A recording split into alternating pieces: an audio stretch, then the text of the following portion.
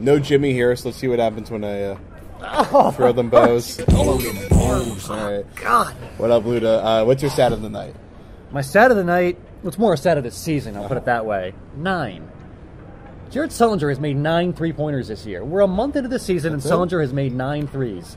That's it. That's what Stevens was saying. He's got to take more. He made 1 all of last season. Yeah. He's got 9 this year. Yeah. Granted, the percentage is not very good. He's 9 for 34, which is 26%.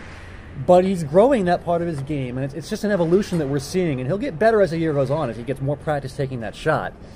He's made 9. That's a lot more than we expected from him, and it's just kind of showing that he's willing to grow and willing to evolve as a player. It's interesting. Right. For me, it was Sullinger's stat line for the fourth quarter. It was, I have it earmarked here, 17 points on 7 for 10 shooting and 6 rebounds. 2 assists, actually. In one quarter. He did that in one quarter. That's a pretty good game. That's a pretty good game. It's a pretty good game in 12 minutes, yeah. That was 10:50, actually. There was me. one Pretty good 1 minute and 10 seconds he didn't play in that quarter. Nice. But it was a huge night for Sullinger. And he was decent throughout the rest of the game. It wasn't like it was just this incredible flash in the fourth quarter. Yeah. He played pretty good defense. He and Kosta Koufos were having a good battle underneath the rim tonight. A lot of praise to Kosta Koufos, who he couldn't really shoot the ball tonight. He went 3 for 11. But he had 13 rebounds. He had 3 blocks. He's doing a pretty decent job filling in for Marcus Gasol. It shows how key that trade, that Darrell Arthur for Koufos trade was this offseason. Indeed. That was huge for them. Yeah.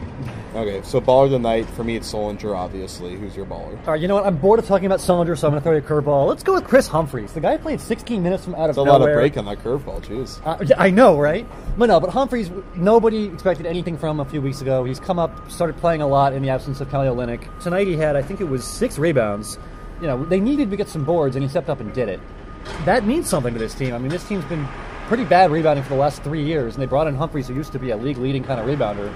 He gave him a little jolt tonight, and, you know, could have easily given ball of the night to Sullinger, but I'm kind of just bored of talking about Sullinger. So, Kris Humphries, there you go. He had some really good mid-range shots. He was nailing that 18-footer all night. He doesn't have to shoot threes. He's got that shot down. I mean, he was sitting on the bench, like, growing mold, like, fossilizing the last 3 weeks, and now he's actually taking some shots, getting some boards. He's doing things to make this team better, and it's kind of nice to see. It's almost like he was unfairly not playing. I mean, you know, you want to develop your young guys, but when you're a rebuilding team, what's the point of playing Kris Humphries? I get that. But when you do play him, he kind of produces a little bit, so it's nice. And he's got to show flashes just to keep his trade value up, because you know they're going to ship him out of here as soon as they can. Exactly right. And that would be mutually beneficial, as both the Celtics and him would probably prefer. As soon as they find somebody that, you know, the salary cap math makes sense, they'll make a move. Okay, well, that's it for us. For Evans, I'm Jared. We'll see you Friday night when the Celtics take on the Cavs, and we will not be able to move due to stuffing overconsumption, as I assume. This is Celtic Blog, CLNS Radio, The Garden Report.